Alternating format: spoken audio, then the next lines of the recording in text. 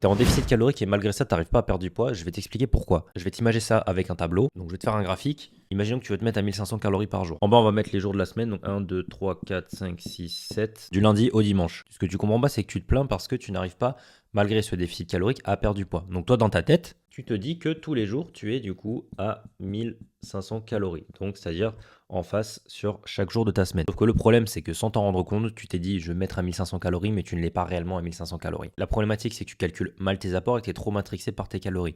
Parce que sans t'en rendre compte, il y aura des jours où tu vas être ici, des jours où tu vas être ici, des jours où tu vas être ici, ici, des fois même ici sans t'en rendre compte, et des fois ici.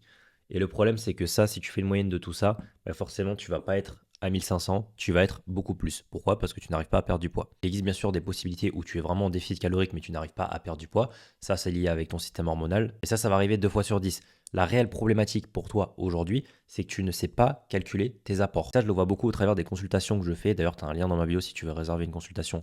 N'hésite pas, c'est offert. On ne se rend vraiment pas compte des calories qui sont un peu cachées à droite à gauche qui justement vont faire augmenter ton total calorique. Si je peux te rassurer, tu n'as réellement pas besoin de calculer tes calories, il y a d'autres métriques bien plus intéressantes, j'en parlerai dans d'autres vidéos.